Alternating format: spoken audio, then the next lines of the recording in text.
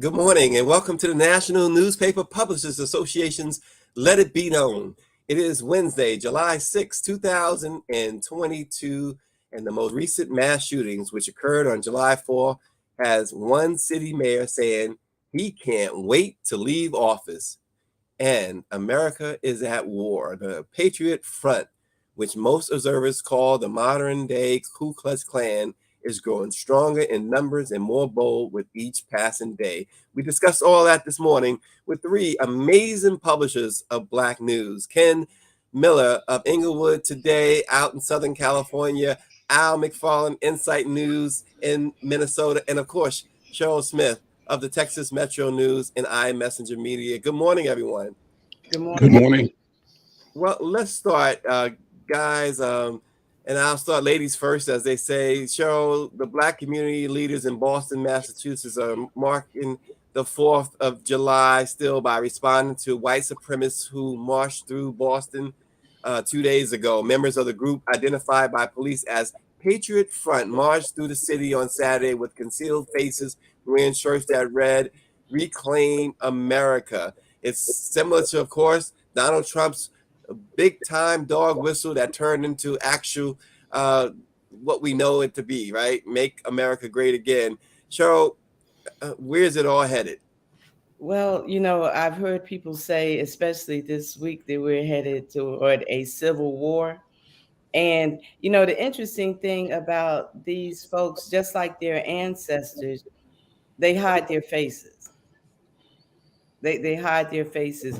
And except for those who get in a position of power and influence, like those who are judges and those who are police officers, and they are able to do their dirt without any thought of anybody coming back on them.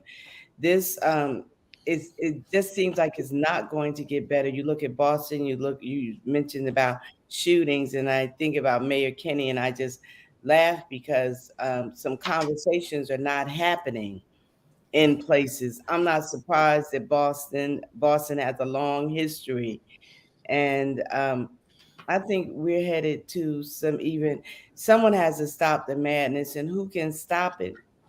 Maybe the person who started it. And when I say started it, I don't mean because it's been going, because that person is long dead. But I'm talking about most recently to take it to the level that we're at today, where you have these emboldened 20-something-year-olds who, I'm just wondering why they're able to get away with and walk away from committing havoc across this country. But those Boston and a brother being attacked, um, we're going to have to do some things. We're going to have to go back to the 70s.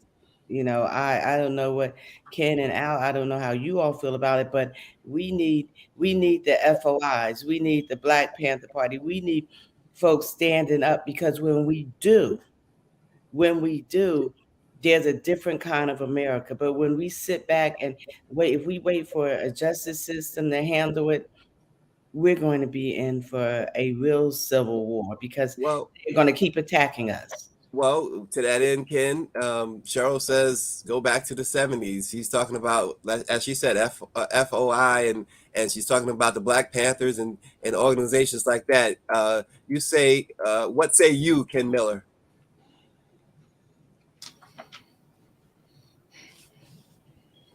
I think we lost your volume, Ken. Can you hear me now? Yes. Okay.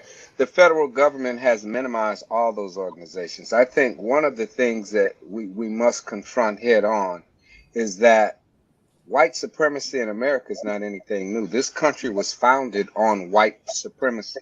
I think the greater issue that we have, particularly in the Black community, is realizing who we are and what we are. I think, to Cheryl's point, before there is progress in the African American community, and I'll give major props to Black Lives Matter, because that to me is a tremendous foundation from which a lot of things can grow. But before there's going to be real systematic change, there's going to have to be bloodshed. And, white America likes to talk about, hey, you're burning down your own communities. and this sort of thing, when we actually roared up and decided that enough was enough. And some of this has happened, in recent modern history with Rodney King, the Rodney King revolt. If there is not going to be any bloodshed, any sacrifices that we're willing to make, then nothing is going to change. Cheryl talked about judges, but what about the members of Congress and the United States senators and certain networks on television, Fox News? I mean, white supremacy is all over. The key is that we have to have an introspective look at ourselves and decide, look, who are we? What are we? And are we willing to fight, and are we willing to put our lives on the line? Because to their credit, you may not like it, they're willing to put their lives on the line. They're willing to put their lives on the line. I think we have enough at stake to where we should put our lives on the line. And I'm the first one. I'm signing up for myself. I can't sign up for anybody else. Al, there is Ken just laid out something there and talked about Congress and oftentimes folks talked about the president. We've already seen what is being done and what is not being done. The answer for us from Minneapolis, Al McFarlane.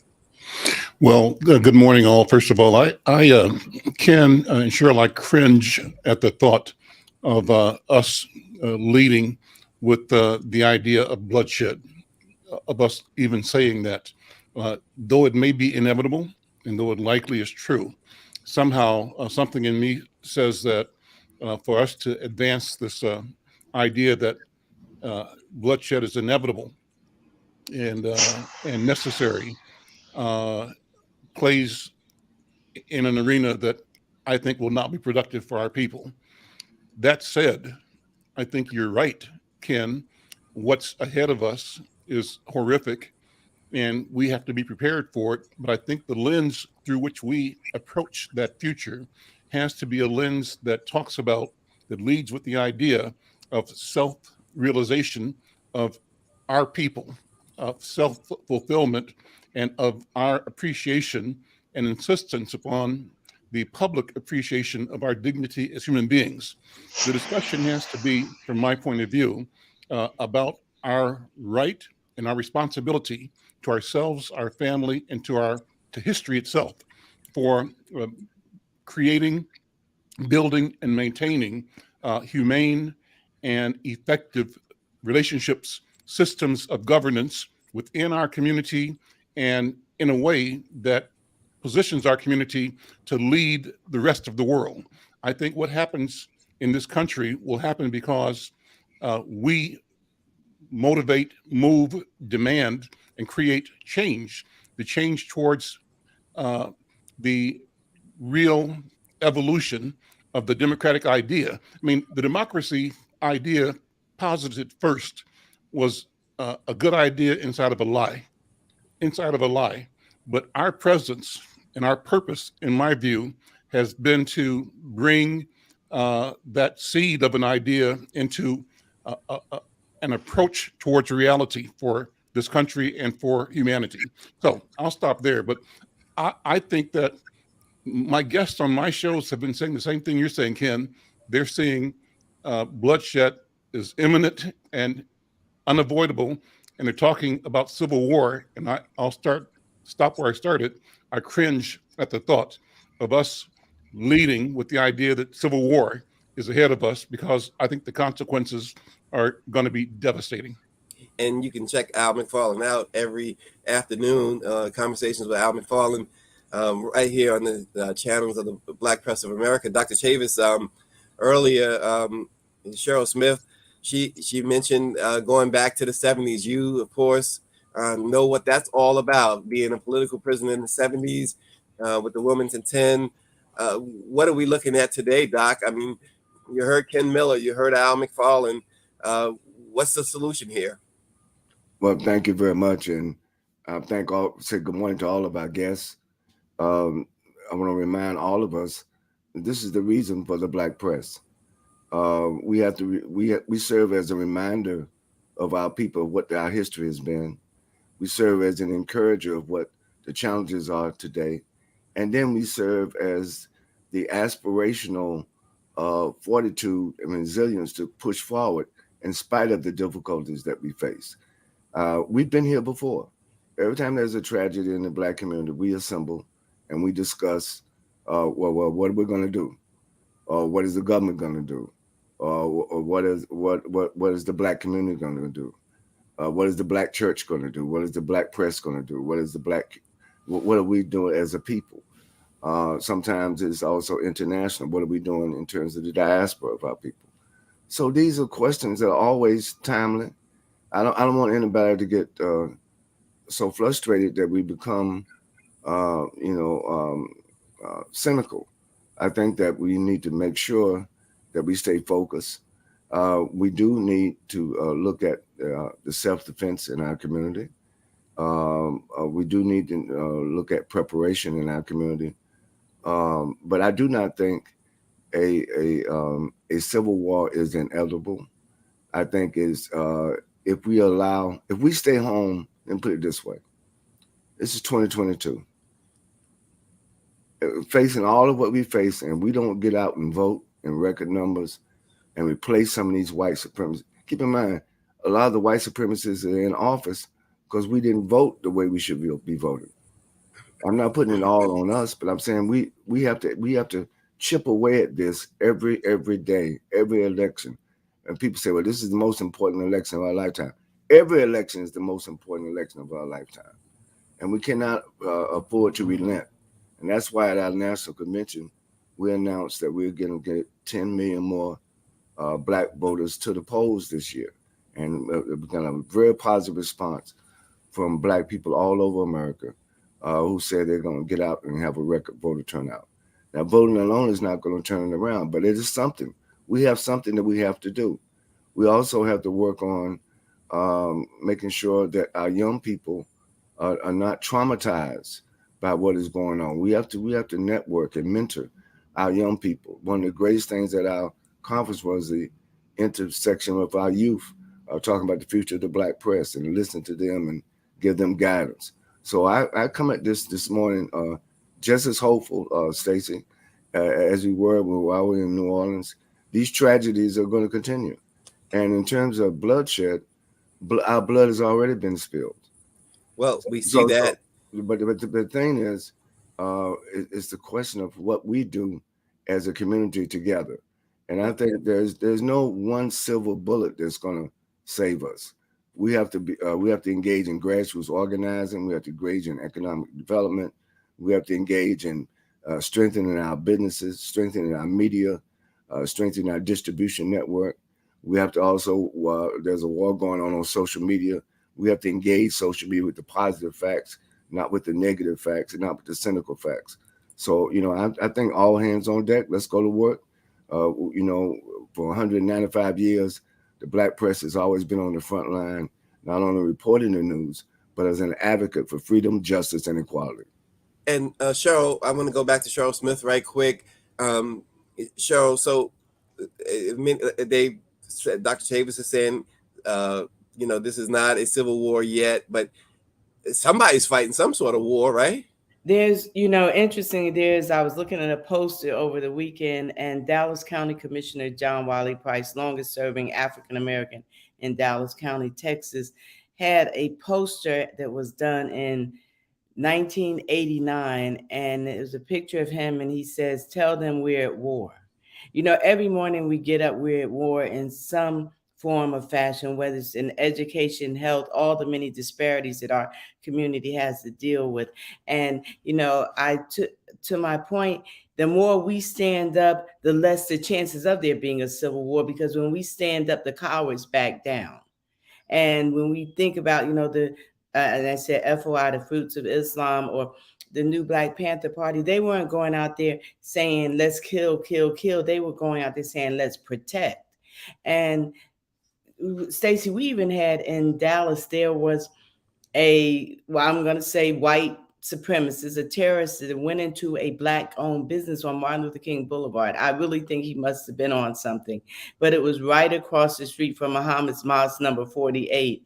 And the brothers came and neutralized the situation immediately. And there's something even having the presence of our people in places.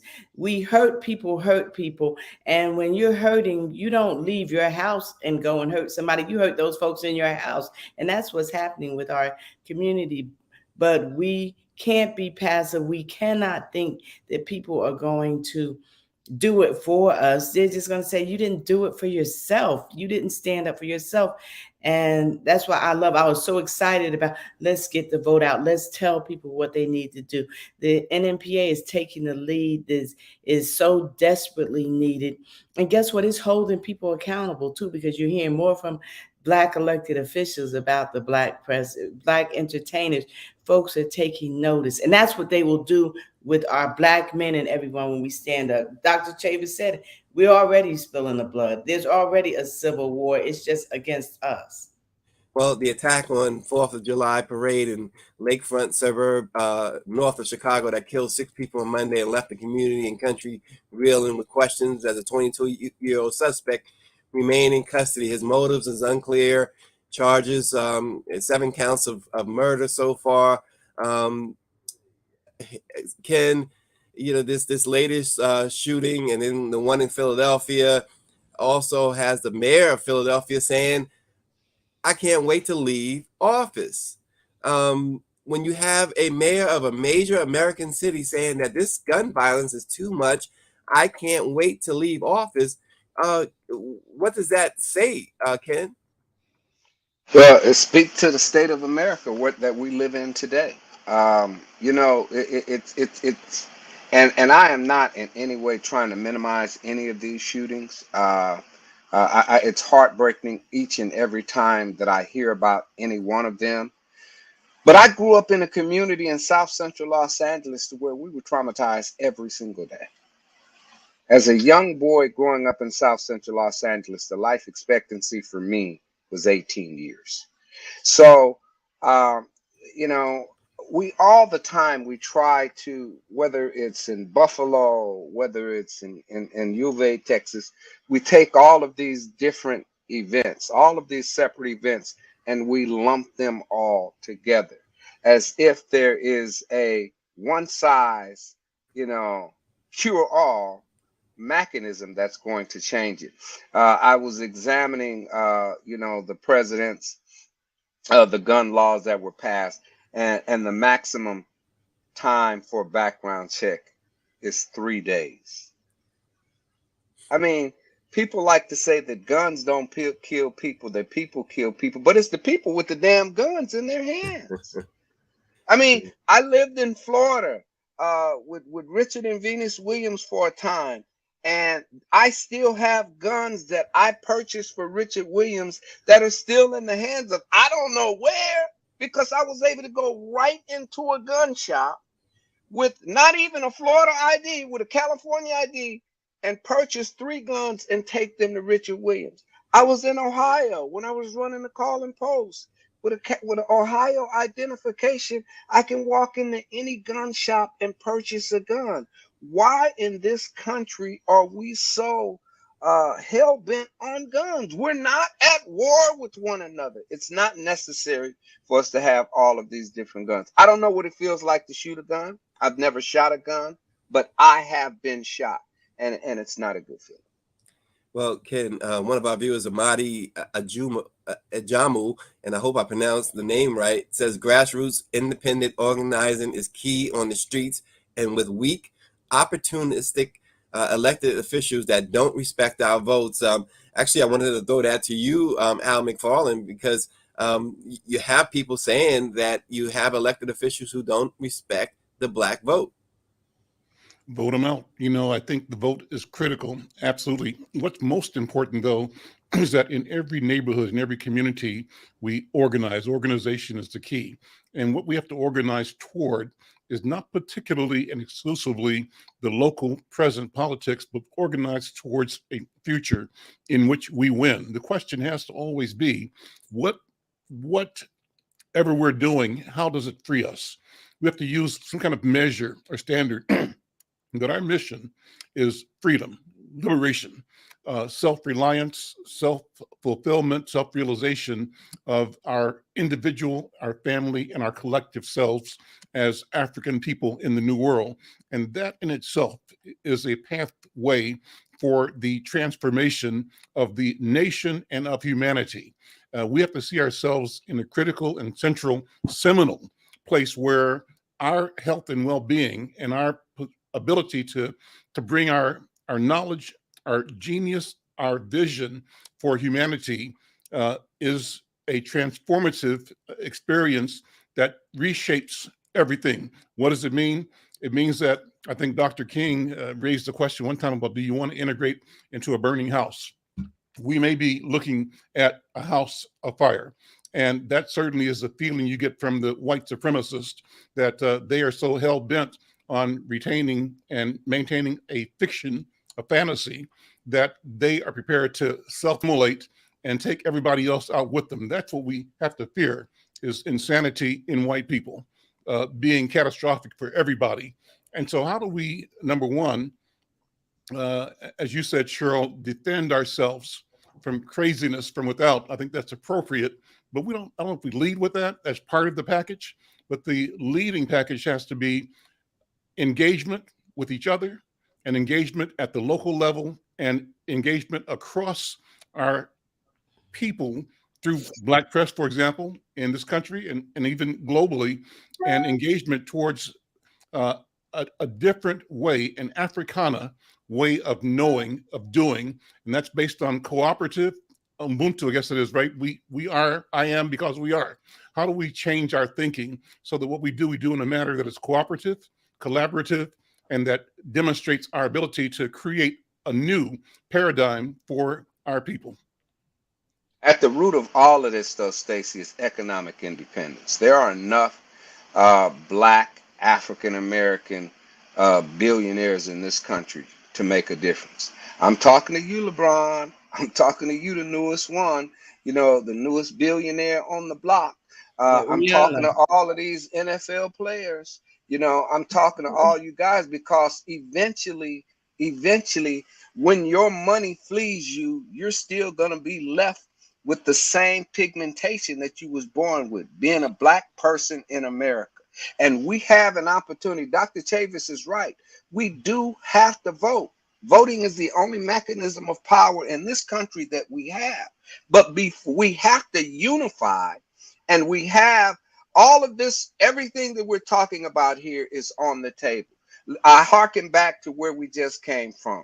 It's a spicy bowl of gumbo that we have to stew, and we have to eat, and we have to roll with. Because if we don't,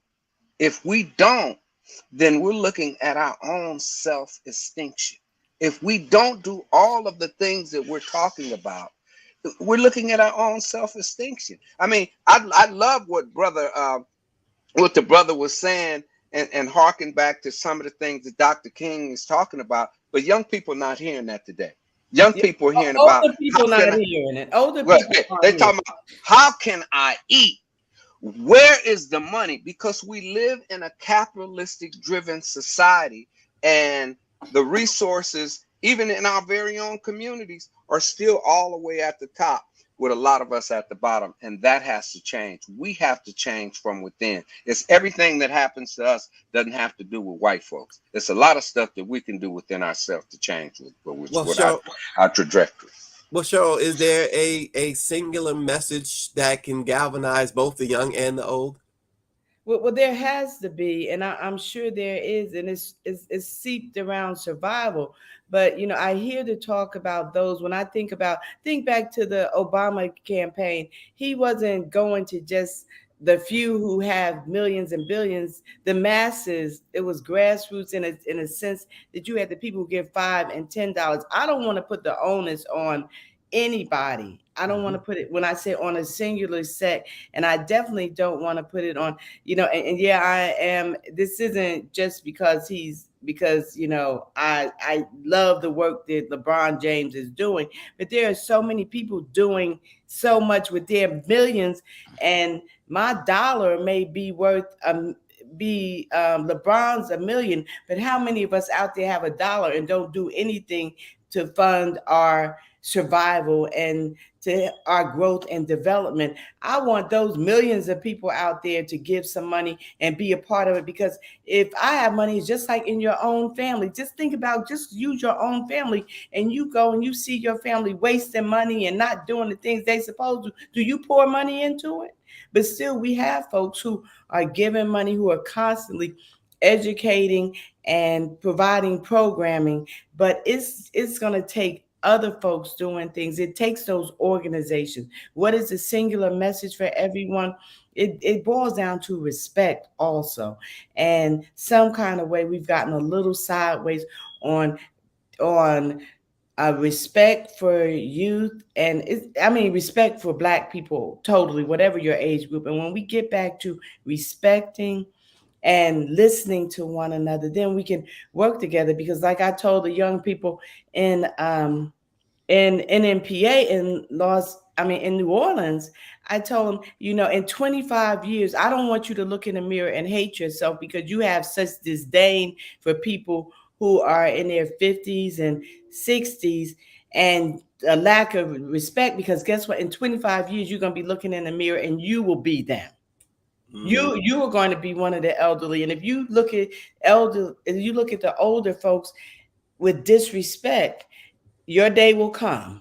So it boils down to respect. And it also boils down to, it's what are you doing? What are you doing? What do you spend your money to? What if every Black person in America gave $5? Let me jump in You're here. on mute. Go ahead, Al. It's about time. It's Let me about jump in. time. And it's not just about money, it's about time too. And when you talked about those dollars, it really hit home with me, because I am a person who was raised by a single mother who raised 7 kids on a welfare check. That dollar meant something. And so, Do you see what's happening with the dollar today? How many food stamps? No, but just hear me out, Chuck. Just hear me out. Hear me out. For whom much is given, the responsibility is greater. I too admire LeBron James. We have an organization right now that the NMPA is not getting a dime from the National Football League. We're not getting a dime from the NBA. I mean, let's keep this real. I don't want to jump off topic, but I have to point the finger where it is. You're a billionaire now. The responsibility for you has changed. And there has to be severe impact. There has to be significant impact. There has to be. Jim Brown did it. Muhammad Ali did it. Well, let's let Al jump in before we run out of time here. Well, I think that this all gets back to the argument, Cheryl, of our people being engaged at the neighborhood level in politics and taking control. For example, the more we control city and county government, the more we can be directing the public treasury, and we have to have the courage to direct those treasuries towards our people as players in problem solving. Here's an Ellen McFarlane-ism. They get the money, we get the misery. They make millions off of keeping us in a state of misery. That we can change and that we must change. And we do that by inserting ourselves at the table of power of decision making. So we need to use all of the public venues for power and distribution of wealth to move the money to our community. Cheryl, you are right in my point of view, and Ken, you're right too. But we can't depend on just LeBron and just the billionaires and millionaires. How do we institutionalize systems that allow us to manage and control and grow and amplify the dollars, the pennies, the nickels in our neighborhood by changing our practice and our process? So I'll stop with that, but thank you. Well, you got agreements everywhere. David Youngblood says he agrees with Ken. NBA, NFL, hockey should all have money spent with NNPA. James Wright says we must engage locally, not just on the congressional and presidential level. Jackie Hampton is watching from the Mississippi Link, and she says it's been a great discussion. Charles Smith, Texas Metro News. I got to check out the Texas Metro News and iMessenger Media. Follow them. Great presence she has on social media. So does Al McFarlane. We know conversations with Al McFarlane, 2 p.m. Eastern time every day. And it's always great topics each and every day. Kim Miller, Inglewood Today. Follow that newspaper to know what's going on, not just in Southern California, but around the nation. And of course, Dr. Chavis, 30 seconds of the last word. Hashtag 10 million more Black voters. Hashtag 10 million more Black voters. And that is the last word of the day. Thank you so much. Kim Miller got up early for us this morning. So did Cheryl. Cheryl got up smacking us around. But we're good, right, Cheryl? And Al McFarlane. Everybody have a great day, and we will see you tomorrow.